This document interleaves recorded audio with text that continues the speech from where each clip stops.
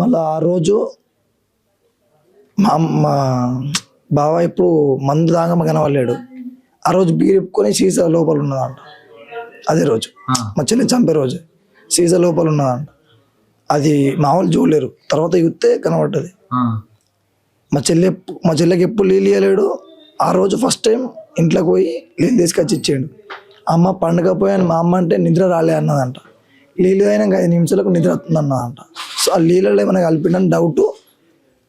మా అమ్మకి అప్పుడు రాలే డౌట్, నార్మల్ నిద్ర వస్తుంది అనుకున్నది. తర్వాత పోయినాక లోపల పోయినాక అయిపోయింది. పోస్ట్మార్టం చేయించినప్పుడు తెలియంది అది మత్తు ఉంది, తెలియంది మత్తుతోటే సంథింగ్ అయింది అని చెప్పేసి. అంటే ఇంకా ముందుకే చచ్చిపోయింది. అసలు స్పర్శ రాలే, కళ్ళు తిరగలేదు, మూసేసింది అటే అంచులు అటు వెళ్ళిపోయింది. లోపలికి పండుకూర అయిపోయింది. తర్వాత మా అమ్మ మా నాన్న లోపల వచ్చి లైట్లన్నీ బంద్ చేసి బయటనే పడుకుంటారు. వాళ్ళు ఎండాకాలం కదా, బయటనే పడుకుంటారు. బయట పడుకోరు. టైం 1 అవుతుంది. 1 గంటలకు బయట సౌండ్ సంథింగ్ కుక్కలు అది సౌండ్ వస్తే దొంగలు కావచ్చు అని చెప్పేసి భయపడి లోపలికి వచ్చారు. లోపలికి వచ్చినాక 10 నిమిషాలకే మా నాన్న ఎక్కువ వండుకోడు, ఎక్కువ తెలుతూ ఉంటాడు. మా నాన్నకేమో సౌండ్లు వినబడుతున్నాయి అని చెప్పేసి బయటకు చూసాడు. లోపల సంథింగ్ సౌండ్స్ చిన్న చిన్న ఏమేమి వినబడతాయి, ఈ నైట్ సౌండ్లు ఏమి వినబడతాయి అని చెప్పేసి వచ్చి మా అమ్మకి చెప్పిండట. అట్లా 3 సార్లు చెప్పిండు. తర్వాత 3 సార్లు చెప్పినాక కూడా మా అమ్మ లేదు, నార్మల్ సౌండ్ ఏదో ఒక సౌండ్ వినబడుతుంది అంతే. ఏమి పిచ్చి సౌండ్లు వినబడుతున్నాయేమో నాకు ఏం అర్థం అయితే లేదు. అంటే మా అమ్మ 3 సార్లు పోయి చూసి రిటర్న్ వచ్చేసింది. తర్వాత ఇంకోసారి పోయేది చూసి రిటర్న్ వచ్చేసింది. తర్వాత మా నాన్న తిట్టింది, కొత్త పెళ్లి చేసుకోరు ఏంది మనిషిగా కాదు, వాళ్ళ దగ్గరికి ఎందుకు పోతున్నావు అని తిడితే సరే అని చెప్పేసి మా నాన్న బయటకు వెళ్ళిపోయాను. పైకి పోయినాక సౌండ్ పెట్టాడు, కిటిక్కడ దగ్గర ముఖమటు పెట్టి తింటున్నాడు. సౌండ్ లేదు, ఒక సౌండ్ వినబడుతూనే ఉంది. ఇది ఏమో అవుతుంది నాకు మనసు ఒప్పుతలే అని చెప్పేసి కిందికి వచ్చి రాని ఏమో అవుతుంది ఖచ్చితంగా, నువ్వే తలుపు కొట్టు పక్క పాప అమ్మ అంటేనే అప్పుడు నువ్వు ఇసిపెట్టు, లేదంటే నేను ఇసిపెట్టా అంటే సరే అనిపోయి తలుపు కొడితే ఆడు సంథింగ్ రొమాన్స్ చేసినట్టు సౌండ్ వేసిండట. హెచ్టి అట్లా ఉంటూ రొమాన్స్ సౌండ్ వేసిండు. అంటే చీటీ వేసేసాడు, చచ్చిపోయిన పిల్లతోటి చీటీ వేసాడు. అయ్యో మా చెల్లె సౌండ్ వినవాలేదు కానీ ఆయన సౌండ్ వినబడ్డది. అయ్యో మా చెల్లె సిగ్గుతోటి వేసింది వచ్చి సంథింగ్ సౌండ్ రాలేదు వచ్చు అని చెప్పేసి మా అమ్మ ఏమనుకోలేక వచ్చేసింది. మళ్ళీ కొంచెం పడి మా నాన్నకి ఇంకో సౌండ్ వచ్చిందంట. తలుపు తీయమని తర్వాత చూసుకుందాం ముచ్చట, తలుపు తీయమను అంటే పోయి మళ్ళీ అట్లనే ఎక్కువ నవ్వడం సంథింగ్ అట్లా ఎక్కువ వేసిండట. వద్దులే అయ్యా అని చెప్పేసి వచ్చి పడుకోరు అయిపోయిందాడు. ఇంకా తర్వాత తలుపు సౌండ్ నిలబడ్డాయంట. తలుపు సౌండ్ నిలబడితే వాళ్ళు వాష్రూమ్ సంథింగ్ పెళ్ళైంది అని చెప్పేసి వాళ్ళుగా వచ్చి అనుకుందంట. ఆ సౌండ్ ఈ సౌండ్ వినబడితే మరి బండి సౌండ్ కూడా వినబడ్డదంట. ఆ టైంకు బండి సౌండ్ అయిపోయినాక 2-3 నిమిషాలకే తలుపు సౌండ్ వచ్చిందంట. వాళ్ళ అమ్మ వాళ్ళ అన్నలు ఇద్దరు వచ్చి చంపినట్టు మా వాళ్ళు అనుకుంటారు. ఖచ్చితంగా వాళ్ళు 2-3 వచ్చిరట బండి మీద. ఈ చుట్టుపక్కల అయిపోయినట్టు సౌండ్ వినబడ్డది అంటారు. సో మా వాళ్ళు కూడా వాళ్ళే వచ్చి చంపేసారు, వాళ్ళు మా బావ కలిసి చంపేశారు అన్నట్టు కొంచెం. ఎంత అయిపోయినాక కూడా ఇక్కడే ఉండి డోర్ వేసి బయటకు వచ్చి బ్రష్ కూడా చేసుకుంటారు. తర్వాత వచ్చినాక ఇంకా లోపల ఏమైందో తెలియదు. సౌండ్లు వచ్చినాయి వీళ్ళకు, ఎందుకు వచ్చారంటే పడుకోరు. సౌండ్లు వచ్చినా సరే ఎందుకు పెళ్ళి అయిపోయిందా అని తెల్లారు లేచి వాళ్ళు ఇంకా లేపలేరు, ఇద్దరు లోపలే ఉన్నారు. తెల్లారు లేచి మా అమ్మ బయట కూర్చుంది, మా నాన్న షాప్లో కూర్చున్నాడు. వాళ్ళు మ్యాక్సిమం 9-10 అయితే లేసేవారు డైలీ. ఏం పని కోతలేడు ఇప్పుడు, మస్తు రోజులు అవుతుంది. అప్పుడు వేయండు ఇంటికనే ఉండు, దుకాణం పెట్టుకున్నావుగా చేసుకో, ఏమైనా ఉంటే చూసుకుంటాం ఏమని చెప్పినాము. వాళ్ళు 9-10 గంటలకు లేచిపోయి కూర్చుంటారు. అప్పటిదాకా మా వాళ్ళు కూర్చుంటారు. 6 గంటలకు అట్లా పోయి మా వాళ్ళు షాప్ తెచ్చుకొని బయట కూర్చొని ఫేస్ వాష్ చేసుకుంటారు. వీడు 6:30కు లేచి బయట ఒళ్ళు ఏంటని చూసి గొల్లెం వేసి అది కప్పుల దగ్గరికి అని బయటకు పోయి బ్రష్ చేసుకుని మా అమ్మ దగ్గర దాకా పోయిండు. మా అమ్మకు నైట్ సౌండ్లు ఉంటాయి కదా, అడుగుదాం అని ఇట్లా ముఖం తిప్పే వరకు ఆ మూట బ్యాక్ సైడ్ ఉన్నాడు కదా తిప్పేసుకొని మళ్ళీ రిటర్న్ వెళ్ళిపోయినట. వెళ్ళిపోయి అడిగిపోయి ఫటాఫట మొంగ అడిగేసుకున్నాడట. కడి వేసుకొని ఈడేంది ముఖం మీద కొంచెం వేరే పెట్టిండు అని మా అమ్మ కొంచెం డౌట్ వచ్చిందంట. ఆయన పట్టించుకోలేదు.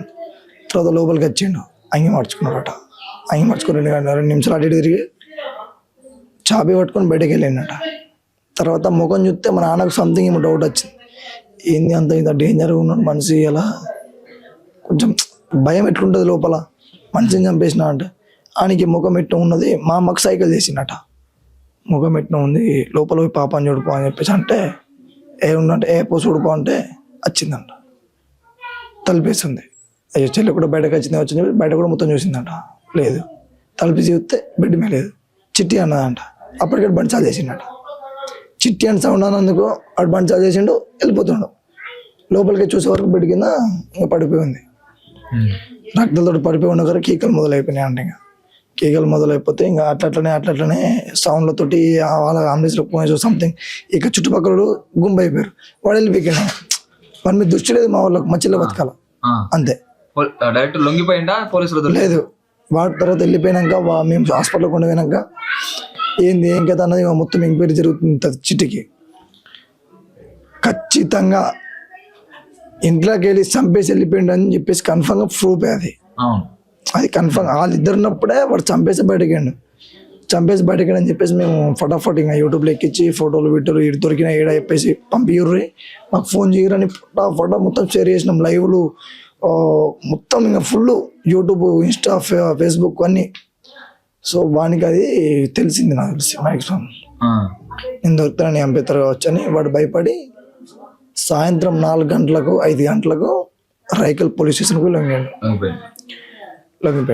పోలీసులను అడుగుతానేమో దొరకలేడు. అయితే మా సర్పంచ్కి అన్నీ తెలుతాయి కాబట్టి దొరకలే అన్నది. సర్పంచ్ నన్ను పిలిచి ఉన్నాడు, రైకల్ పోలీస్ స్టేషన్లో ఉన్నాడు, మారడం తర్వాత ఇప్పుడైతే కార్యాలయం అనేది అంటే ఫైర్ అయినాం. కానీ ఫైర్ అయితే వాళ్ళు ఒకటే మాట చెప్పారు, గవర్నమెంట్ ఒకటే రూల్ ఉంటుందిరా, ఓడేని మర్డర్లు చేసినా 2 నెలలు జైల్లోకి వచ్చాడు తప్ప ఏం లేదు. లోపల పిల్లని చంపిండు, ఫస్ట్ ఒక పాపని చంపిండు, నీ చెల్లని చంపిండు. ఆ 3 కేసులు పెట్టినా నువ్వు వాడు 2 నెలలు జైలు బయట వస్తాడు అంతే. నువ్వు ఒకవేళ చంపినావు అనుకో, ఇప్పుడు అన్నీ నువ్వు అని చంపెత్తావు, నీ చెల్లె చచ్చిపోయింది, నువ్వు అని చంపెత్తావు, నీ చెల్లి చచ్చిపోయిందన్న బాధలోనే నువ్వు జైలుకి వెళ్ళిపోతావు. 100% నేను లోపలికి పంపిస్తాను. మళ్ళీ అంటే నా చెల్లెని చంపేసినావు, నేను చంపేసినాగా అని చెప్పరా, కన్ఫర్మ్గా నువ్వు కూడా ఒక మర్డర్ చేసినావు కదా, నేను జైలుకి తీసుకుపోవడం అట్లా అందరూ అదే మాట చెప్పారు. మేము ఏం చేయలేక సైలెంట్ అయిపోయి అందరూ కొంచెం ఆపట్టిరు. మిలిటరీ సంథింగ్ అంది ఫుల్ అయిపోయినాయి. ఒక్క మనిషిని కూడా బయటకు పోనీయకుండా లోపలికి రానియకుండా కాపాడారు. ఇంకా నేను స్టాప్ అయిపోయి నేను వచ్చిన వైజాగ్కి మార్నింగ్ బయలుదేరి సాయంత్రం వచ్చి పోయి ఏడ్చిన అది అని చెప్పి మొత్తం అన్నీ చూసుకున్నా. పోదామా అనుకునే లోపు చేసి మాట్లాడుకున్నాం వాళ్ళు ఇల్లు ఒకటి అనేది వద్దన్నారు. ఇల్లు ఒకటి రేపు పొద్దున 20 లక్షలు అడుగుతా, అప్పుడు ఏం చేస్తావు? ఇప్పుడు ఇల్లుగులో కొడితే ఏమైనా ఉంటే కేసు పెట్టుకోవాలి, కానీ ఇల్లుగులో కొట్టడం ఏంటంటే పానాలు తీసుడు, కేసు పెట్టుడు, 2 నెలలు బెయిల్ మీద బయటకు వచ్చుడు, ఇంతే. ఇంకా ఈ గవర్నమెంట్ రూల్స్ మేము ఆలోచించేది అన్నదమ్ములం అందరము ఒక్కడే, ఇది శిక్ష పడాలా, లేకుంటే వాడిని మాకు అప్పగించాలా, లేదు కలది పక్క గవర్నమెంట్ రూల్సే చెల్లాలని చెప్పేసి వాడిని లోపలికి పంపిస్తే వాడు 1 నెల 2 నెలలు తిప్పి కొడితే 3 నెలలు అంతకు మించి ఉండరు. వాళ్ళ ఫ్యామిలీ వాడిని బెయిల్ మీద తీసుకొస్తుంది, లేకుంటే గవర్నమెంటే బెయిల్ మీద తీసుకొస్తుంది. నాకు రూల్స్ అనేది తెలుసు. వాడు బయటకు వచ్చిన మరుక్షణమే నరకం చూపించి కోసేస్తా, పాటలు కోసేసి నా చెల్లె కాళ్ళ కాడ పని పొందగడతా. ఇది మాత్రం కన్ఫర్మ్. ప్రభుత్వం ఒకవేళ చర్య తీసుకొని నా చెల్లెకు జరిగిన అన్యాయానికి వాడిని కూడా ఉరి శిక్ష వేసి మరి డేంజర్గా చంపితే నా చెల్లె శాంతిస్తుంది, మేము కూడా కూల్ అవుతాం. ఆయనకు ఉరి శిక్ష తీయకుండా 2 నెలలు జైలు నుంచి బయటకు తీసుకొచ్చి పంపిస్తామంటే వాడు బయటకు వచ్చిన మరుక్షణమే మేమే చంపిస్తాం. అప్పుడు చచ్చిపోయినాక కూడా నువ్వు అప్పుడు చెప్పినావు వీడియోలో మేమే అనుమానం అంటే అనుమానం కాదు, నేనే కేసు పెట్టుకున్నా 2 నెలలు జైలుకి వెళ్తాం. ఇది మాత్రం కన్ఫర్మ్.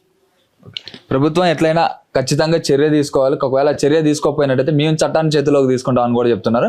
కాకపోతే ఇలాంటివి ఇంకా జరగకుండా ఖచ్చితంగా ప్రభుత్వం అయితే చర్య తీసుకోవాలి.